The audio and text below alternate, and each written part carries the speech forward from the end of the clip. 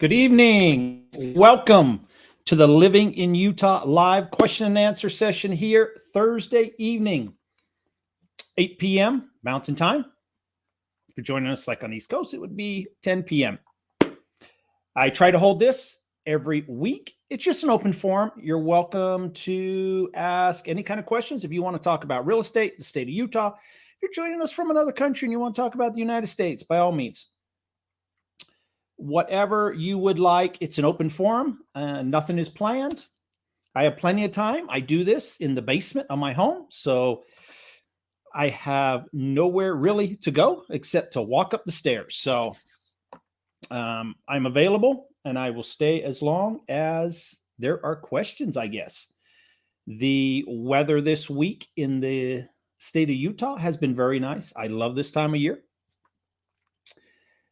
It was about 70 degrees today. I got to play some golf today. It was a great day. The whole week's been about 67, 70 degrees. Very, very nice.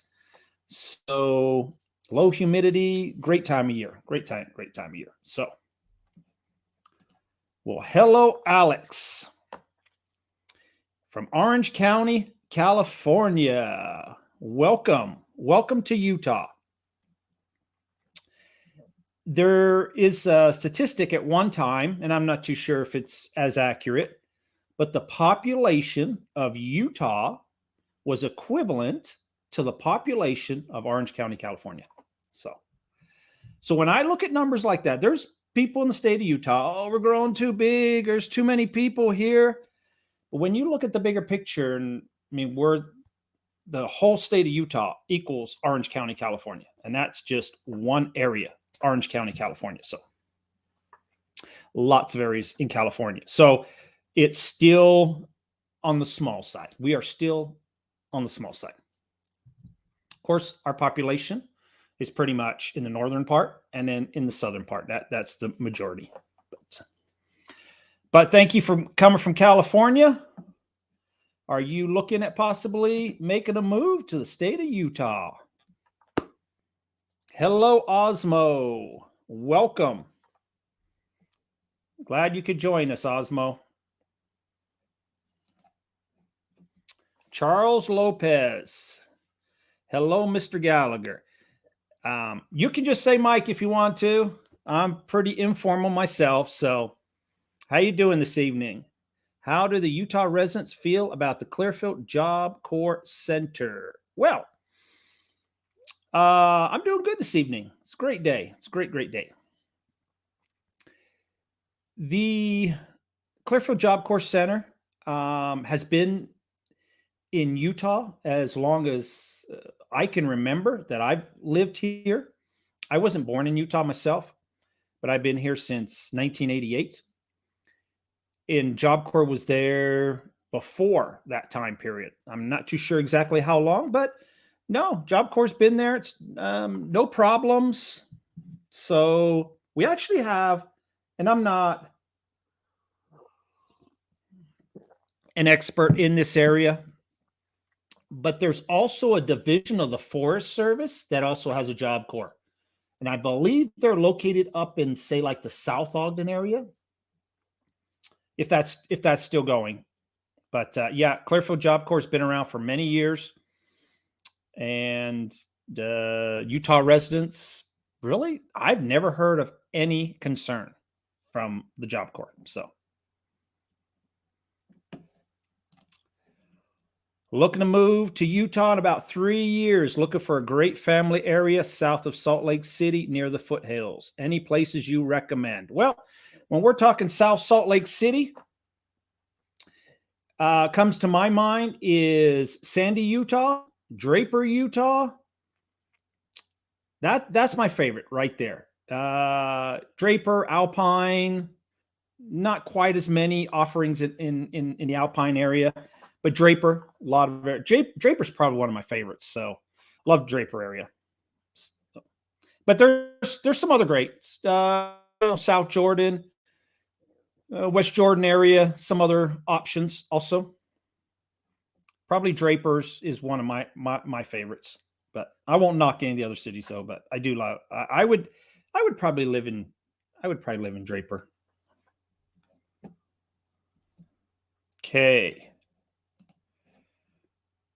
You're referring to the Weber Basin Job Corps. Possibly. I'm not 100% certain, but I had I've heard over time that Job Corps had a deal with the Forest Service. So, and that probably is right, Weber Basin, because so the whole South Ogden, South Weber area is part of Weber County. So could well be called the Weber Basin Job Corps. I believe it's a lot smaller, way smaller than what we've got in Clearfield at the Job Corps. Also, thank you for your time. Hey, I enjoy this. I really do. It really suits my schedule. I get to do these live events thanks to technology from my home. So literally, I just got home about half hour ago, and quick bit to eat. Looked at what the NFL draft was doing a little bit while I was eating, and then I come straight downstairs. It's real simple to do, and I love the state of Utah. I love where I live. I think it is one of the great places in the United States to live. I would never say it's the greatest place to live in the United States. I don't know if there is one area that would suit the needs of everybody in the United States. Everybody has different needs and wants and lifestyles and stuff like that. So,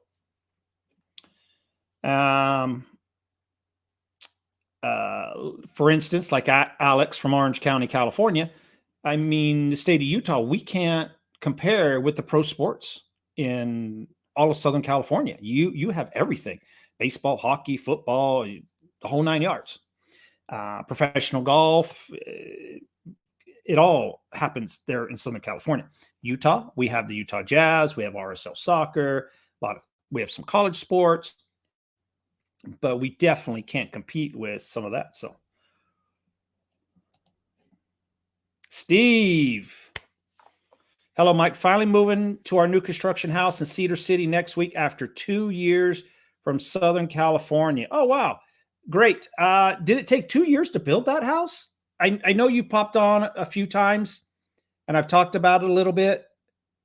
I was just kind of curious. I know there's some delays. I've got a new build going on right now, and I got started like on January 1st, somewhere around there. The trusses were ordered on that particular day.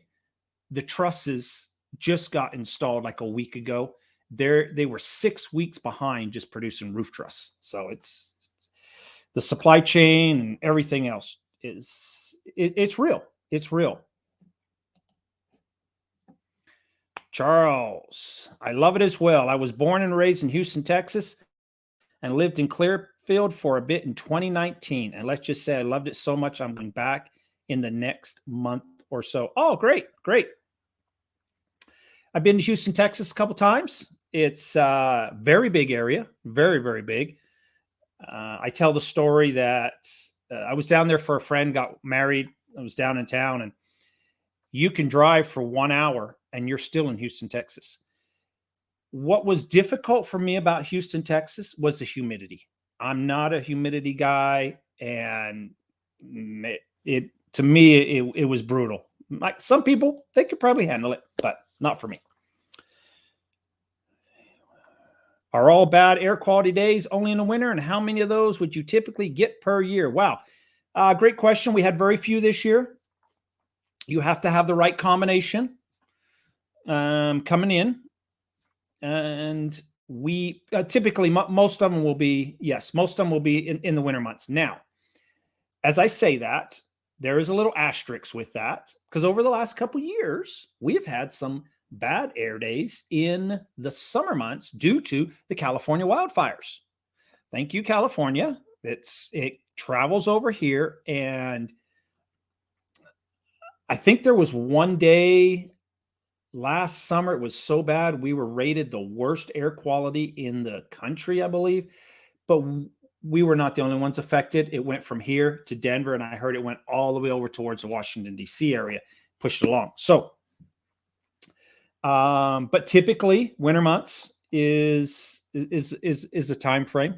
So it really depends on how many storms we get, and the gunk or muck or whatever kind of like gets trapped in a bowl under a layer of clouds. But if you've got consistent weather patterns coming through, it'll blow that through. So each winter is different. Yes, it took 2 years. Wow. So, years ago, if someone was building a house, it took 2 years, people would assume it would be this 40,000 square foot custom mansion that cost $15 million. So, but nowadays, the average home build right now is about 8 to 9 months. So, can't wait to move to Cedar City, Utah in July. Well, you will be neighbors with Mr. Steve Sabo.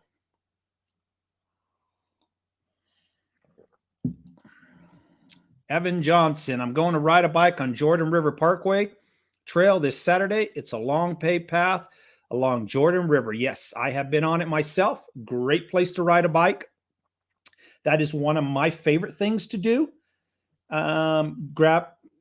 Get on my mountain bike during this time of year and walk the dog too. That's the other. I really enjoy all the parks and recreation areas we have, whether it's a hiking trail or something, take the dog. That's the relaxation.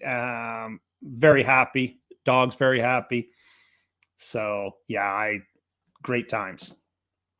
Well, Mr. Johnson, since you are living in Utah at the time, you will know that we have some low humidity and some 70-degree days. Although Saturday is supposed to drop a little, but perfect weather for riding a bike. Doesn't get much better than that. Hey, Mike, do you have any statistics on what home prices will do in Davis, Salt Lake, Utah counties over the next year, especially with rising interest rates? Yeah, so if you subscribe and pay me $500 per month, you'll get premium access for that. No, I'm just joking. I don't know what's going to happen. I don't know if there's a lot of factors going on, and all we can do is some assumptions. Okay. It's really going to depend on, I believe, my thinking is there's a couple things that we're having a tough time with in Utah. Number one is the demand. So many people moving here. So for the demand to stop or slow down, it could change the market. And if supply increases, we could change the market. But I don't see supply increasing by new home builds. That's for sure. I mean, there's such supply chain problems and permitting issues and land development that I don't think we can just turn a faucet and build more homes. Not instantly. So we've got a little bit of supply and demand problem. Now, a few things can change the supply and demand. Interest rates for one. If somebody could tell me where interest rates will be in 1 year's time, I could probably give an idea. Interest rates right now are about 5.1%. The Fed meets, I believe, next Thursday, Friday, somewhere around that time period. The experts that deal with this are projecting a 0.5 point increase. So we could be approaching that 6% range. And I've said when we get to 6, 7, 8%, things could change. And maybe beyond. I mean, so the Fed has penciled in 6 rate increases over the next year. And the key to that, they penciled that in. That can always be erased. So I don't take that as, like a fact that they're definitely going to raise rates, those 6 times. A lot's going to have to do with inflation. Where are we going with inflation? Typically with inflation when you study inflation historically, once we do start to curve back down, it's rare that we retrace back up and set new highs. So normally once we hit that curve, we start going down. The other factors that can happen, World War III, which, it's a possibility. And any kind of like 9/11 event, and that's a possibility. Not that I have any inside information on that. And I'm not hoping that we go to World War III or another 9/11 event. Can change the market. Also, would be if we have a financial meltdown. So, I mean, I know the stock market is down. We're in a bit of a bear run right now. But if we had a huge collapse, like maybe down half, we're probably trading what, 33,000 right now. If we cut that in half to say 17,000, I mean, that'd be huge. That would be huge. That would be that the economy in the United States would probably be in bad shape. So that's kind of where we're going. I think right now, what I'm seeing right now for sure is this is what I'm seeing in the market right now. We have supply has increased. So we're seeing a little bit of supply increase. Nowhere near what we need. We're about 3,000 homes. For a normal balanced market, I want to see about 7 to 9,000, maybe 7 to 10,000 homes with the population we have now. And then once we get above that, then it would be a buyer's market for sure. But if we could go to a balanced market, things would definitely level off. And right now, I'm feeling that things have leveled off a little bit. We still have a lot of demand. There's quite a few people that were sitting on the sidelines waiting to purchase a home, and now they're seeing rates increase, they're jumping in. But at the same time, there's some people who have been priced out of homes because of the interest rates. So, and I'm seeing that personally. I think that as rates increase, those numbers will change a little bit. Right now, we're still seeing multiple offers on a great home in a great city. We're still seeing multiple offers. We're not seeing maybe like the 10 to 15 range, but maybe 5 to 8 offers. The other thing that I'm also noticing, and this has gone on over the last couple of years, there are some people that put their home on the market and they're like, if you'll pay me X amount of dollars, they're not motivated to sell. They really don't want to move. But if you'll pay me X amount of dollars, then I'll move. And people, in some cases, come along and they've shelled out the money. I've seen appraisals come in at say 700,000, and they've come with another $100,000 to the table to make the deal happen. I think that selling philosophy is going to slow down and is slowing down now. So people who are looking at comps and their homes worth 700, like, nope, put it up for 800,000. I think that is definitely going to come down, and I'm already seeing it come down. Some of those homes are having to have price reductions. But if it was priced accordingly, then it's still getting, it won't stay on the market. So that's kind of where I probably went on all kinds of tangents, but that's in general. There's a lot of unknowns as normal, and it's a tough time in the world. The last 2 years has been a tough time. No one knew what COVID was going to do to the country. And now we're not too certain where we're going with interest rates, possible recession. And we've got a madman in Russia that at any moment could launch nuclear weapons. And that would bring all of NATO and the United States into a war. Would not be a good situation at all. Not that I'm hoping for that. And that's sad. I got a little story. A friend of mine, he's in the monster truck business. So he did tours in Europe. He was just there for about the last 3 or 4 months, back and forth because of COVID. So I knew he was going to Poland. So he's back in town. I stopped by his shop today and had a talk with him. So what's going on over there? And he said, Poland. He says, Mike, it's really, really sad. They are overrun with people because of the war. There are people just living everywhere at train stations. They are just lined up waiting to get accepted to a country. But he did say the highlight of his trip. So he does monster trucks. And he was on the Hot Wheels tour. So they do the Hot Wheels bodies. So the highlight of his whole tour was they helped the Red Cross there. And he said it was sad because the families that are coming across the border, the males are staying in the country to fight. And the mother and children are the ones leaving the country. And he said, just with a backpack, they are leaving literally with a backpack. So Hot Wheels brought a big truckload of Hot Wheels cars, and he gave cars out to Hot Wheels cars to kids. And he said it was the biggest enjoyment he had, everything they did. And they sightseed, did everything. But he said to see a kid with absolutely nothing to get something like that, you made their day 100%. So That's how bad it is there. So I went off on a tangent a little bit there. All right, Evan. I looked at houses for Bountiful, North Ogden. I like Pleasant View and was recommended Far West. Yeah. So yeah, Evan, know the area real well. My relatives live in one of those cities. To me, Pleasant View and Far West and North Ogden is about the same. About the same. Usually, when people ask for if I had a preference or something like that, there are two things that come in mind. Number one, it depends where you work. So if you have to catch the freeway, if you're in North Ogden, it's probably 20, 25 minutes, depends where you're at in North Ogden, to get to the freeway to get to work or to, start heading to work.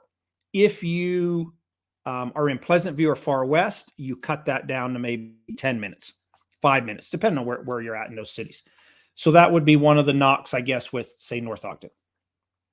Apart from that, when people have asked me, I usually will tell people, because I kind of rate the cities equally. I think they're all three of them are great cities. Is to basically, if you're trying to make a decision, base it on the actual home that you find. So if you absolutely love this home, it's located here and over this particular home, then I would take the one that you absolutely love in one of those cities. So great areas, growing areas. When we're talking Far West out there, there's only a little bit of building going on out there. They've got some infrastructure problems that they've been addressing. They've got a lot more to do before they can probably build more out there, though. I feel the pain of air quality from fires too. I work for LA County Fire, and fire season has gotten longer and more intense each year. I guess it's the new normal. Yeah, I hope it's not the new normal, because we've had a couple years of that nasty air coming over, and it really depends. So when we get our weather fronts from the California area across, it brings those wildfires straight over. If we get weather fronts from the north, like out of Alaska down through Idaho, well, it pushes those weather fronts south. Hi, Steve. We are getting ready to build in Cedar City, and builder told us to expect 8 months from start to finish. Yeah, I would say 8 months minimum, maybe 9, and I would prepare for delays. And this is the other thing. So if it's by one of the bigger companies where you don't get to choose paint color, flooring, etc., and you're building with a contractor where you get to choose all those items, be prepared to have like an alternate choice when it comes to lights, flooring, doors, because things are running out. What's in stock today, in 2 months' time, will be out of stock. Garage doors. Just had that problem with a home 2 weeks ago. The garage door that they wanted, they can't even get now. They don't even know an expected delivery date they can order it, but they don't know when it's going to come in. So it's items like that you may have to change and swap. Paint color, probably not, but some other things, yeah. May have to change around a little bit. Steve, I read an article that Ogden Provo are the top 10 most overpriced market in the U.S. Possibly. I didn't see that article. I would actually go along with that and maybe say the whole United States, but the whole United States has been on fire. I mean, quite a few states, a lot of states. I mean, huge increase. Just the states that I know, like Idaho, is crazy. The market up there is crazy. Texas, the market is crazy. Texas is crazy, and so is Florida, another market. Just going gangbusters. But in 2 years from drawing and engineering plans to building, contractor St. George built custom home in Cedar. Oh yeah, yep. Oh, it's Eddie and Jeannie. Love our home in Stansbury Park. Thanks to our great lender, George, we locked in at 3%. How about your great agent? I'm gonna try my very best, Eddie, to get with you on Saturday. It's gonna. I'm not sure if I'll make it. My father last weekend, and we are dealing with. We are trying. We were prepared. He was been on hospice, but there is a lot that we are doing. So we are burning the candle on both ends. So making trips back and forth when we can. So I'm gonna try to be in town, but if I can't make it, I'm sorry. But it has been a tough few days. What is the best rodent for eating in Utah? Well, Phil, I don't know if I have an answer for you on that one. You have me stumped on that particular question.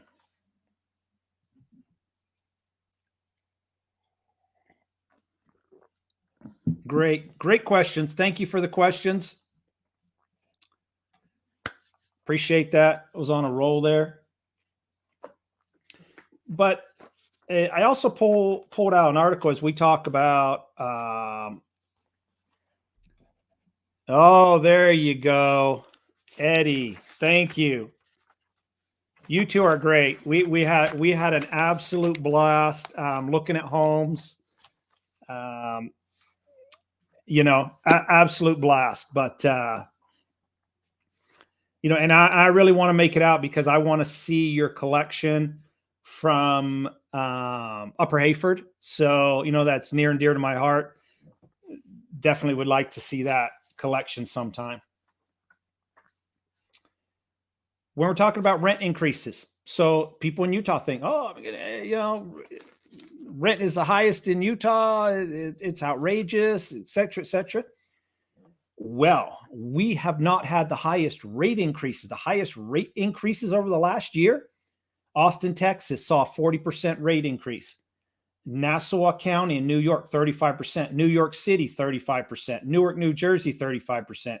New Brunswick, 35%. Miami, 34%. West Palm Beach, 34%. Fort Lauderdale, 34%. Jackson, Florida, 31%.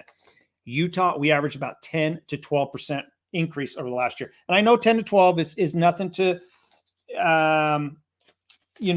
it is a huge increase. But when we look at what has happened around the country, but that also goes with these markets that they're feeling are overvalued. We've seen tremendous increases in rents, and in a lot of areas, tremendous increases in home prices. I think areas like Austin is probably up 40% on home purchase price. So it's Houston, Texas. Got someone on here from Houston, Texas tonight. Houston, Texas is another area that home prices have skyrocketed. So it's happening all around the country. And it's some of it, though, is, I think a lot of it, though, is to do with the low interest rates. When we were at 3%, under 3%, just above 3%, I mean, historically low numbers. And people decided to upgrade their home, be first-time home buyers. Some great opportunities. And it's, that has fueled the fire. So I don't think we will see 3% loans for a long time again. So with the rate increases that they're having now, I don't know if we will see 3%. And that's a good question too, is what will the market do in the future? And I really worry about that. I worry about the future more than I do about the present. There's a few things. You have big corporations with millions, billions in dollars. Blackstone, BlackRock, a lot of companies out there that are buying up single family. They're all getting in the rental industry, single family homes all across the country. And those homes typically will probably never hit the market as a resale home. The average homeowner will probably live in a home and at some point sell the home. When it gets turned into a rental, it usually doesn't hit the market. So I think there's going to be some tough times in the future. And these companies, their funds are growing and growing and growing. And that's just the big guys. There's a lot of small companies that are maybe operating in just one state, but they own portfolios of 1,000, 2,000, 3,000 homes in that one area. And some of these companies are getting so big, you'll see new home development and you think that all those homes are for sale. No, they're all for rent. They're literally buying the land, building the homes, renting them all out. So I really worry about how many people will be homeowners in the future. And the other thing that along those same lines, when we talk about inventory numbers, overall inventory numbers in the future, there are so many people right now with 3% loans, say in 7 or 8 years, when they may want to upgrade their home or move to another city. If interest rates are 8%, 9%, will they still upgrade their home? Because they'll probably want a home that has maybe more features or a little larger, so I have to pay an increase in price. But there also will be paying a big increase in the interest rate. So I personally think that some people will look at that twice and probably decide that they may not do it, especially if they're in their 50s. Some people might be thinking, well, we want a retirement home, a patio home. And then if they pay a higher price, higher interest rate, I think some people might think, I don't know if we can quite do that. We want to retire here at 62, 65. And maybe they won't. So maybe they won't. Maybe they'll just stay in the home they're in. So hello, Curtis. Curtis from Texas. Alex. Should the government regulate big corporations from becoming landlords for single family residences? Well, my initial answer is no. And that's because I believe in free enterprise. And I think the United States, we have some great systems. Whatever industry you're in, whether you're in the restaurant industry or you're a carpenter or an IT person, you can start your own business and be your own company.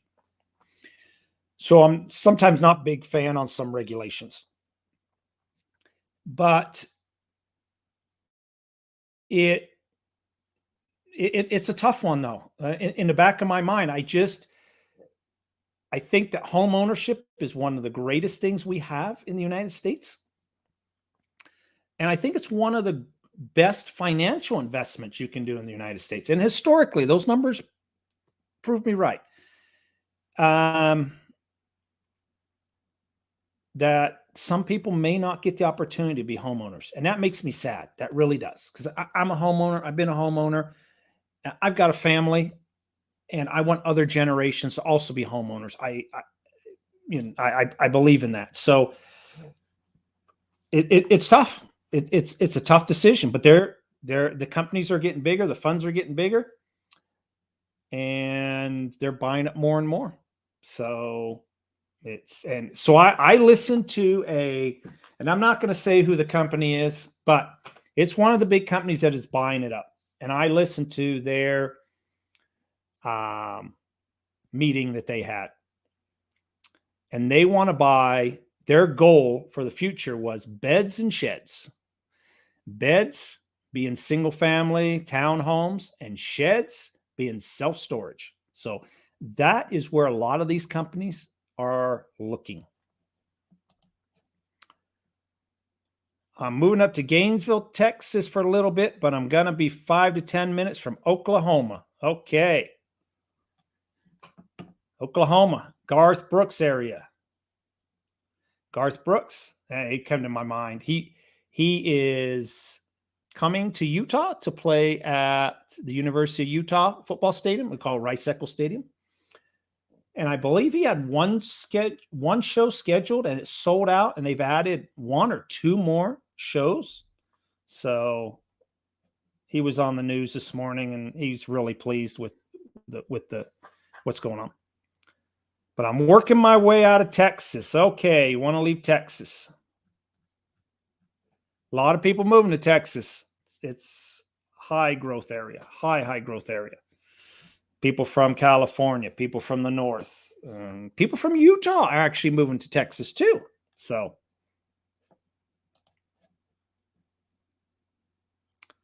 nice. Did you know that Moore, Oklahoma is the home of Toby Keith? I did not know that. Did not know that. I believe Garth Brooks calls Oklahoma home. Pretty sure on that. Great man. Garth Brooks, absolute great man. I can tell you a quick story about him. When he went into retirement, he did some shows down at Las Vegas. Real small. I can't think of the casino right now, but so he did a real small show, and we were there waiting for the show, and an announcer come out. And he goes, Garth's on his way. He's on his way. And we go by, and hours gone by, and I'm like, where's Garth at? He finally literally came running onto the stage. And he's always I'm sorry. And then he told us a story. He said that number one priority in his life was his family, and his daughters had a soccer game because he was flying by private jet into Vegas for the show and then flying back home. His daughters had a soccer game and it went to overtime, and he's like, I can't leave yet. And he got to watch the show, and then he got in the airplane and flew here, and they took him by limo straight over and for his concert. So, but it was an amazing story, and I think everybody in the crowd could sympathize with him and had no problems waiting. So that's the kind of man he is. Great man. Isn't that counterintuitive to the American dream for the average person? There has to be a tipping point. Otherwise, corporations can leverage prices and rents in the long term. Yeah, 100%. You're absolutely 100%, Alex. And I could go on. I could tell you some other stories that are going on in the country that's kind of, people will disagree with me. But right now, across the United States, farmland is being bought up by the billionaires.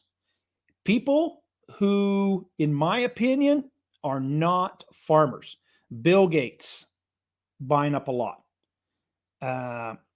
China is buying up a lot of billionaires.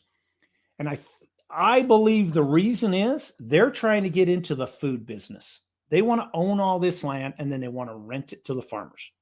That means food prices will go up. They will control by increasing the rent, the farmers will have to charge more for their produce to survive. And we are currently in a situation, and has been for many years, the only way most farmers survive is because they own the land. They own the land outright. So they've only got equipment payments, and they survive like that.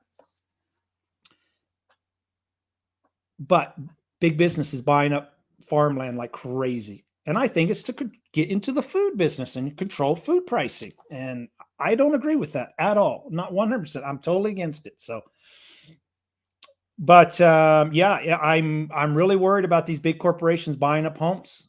They want to be in the rental industry, and there is money being dumped into these funds by the billions. And I'm not joking. So, but along those lines, you could go down all kinds of rabbit holes with this, but this is what has been happening to America over the years. Mom and pop businesses. Where are most of the mom and pop businesses? Most of them are out of business.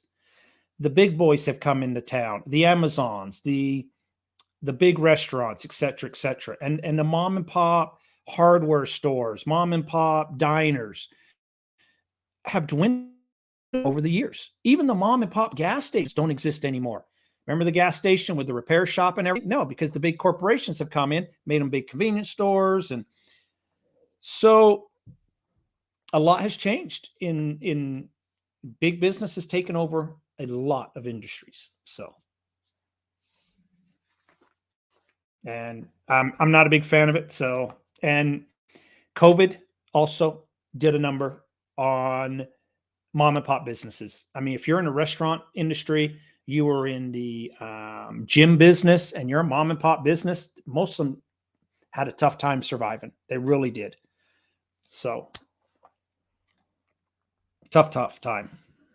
And it's a shame because I'm a big fan of mom and pop restaurants and across the country.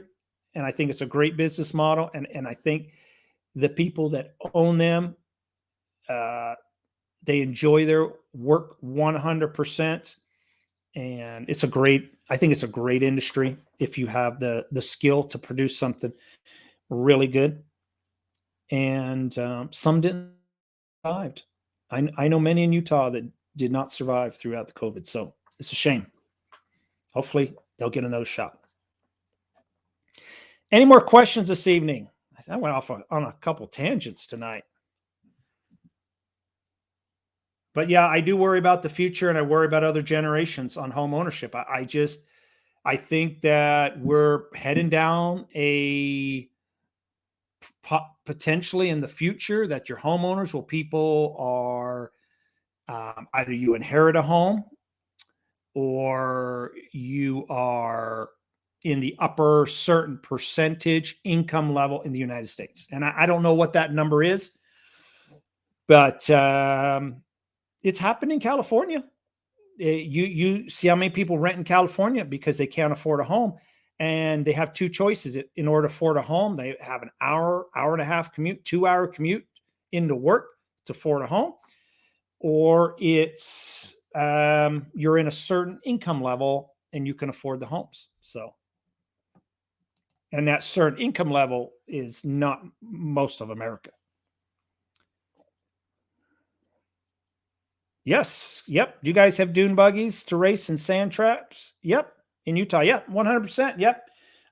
You don't see as many anymore. Everybody's doing the UTV thing, putting paddles on your UTVs and going. But yeah. Yep. Love the channel, Mike. Always great info. Thank you, Alex. I really enjoy it. Working on a new video right now. We'll release this weekend. Really just depending on where I'm going to be this weekend. But yeah, I really enjoy it. I think the state of Utah is a great place, and I like to share it with people, and try to be honest and answer questions. And you put up with some hate email from time to time and comments, but that's okay. That's all right. It goes with the territory. Any more questions this evening before I call it evening? It's been a great evening. I appreciate everybody who joined me. I appreciate the question. Keeps me going. And I'm going to call it an evening. Thank you very much.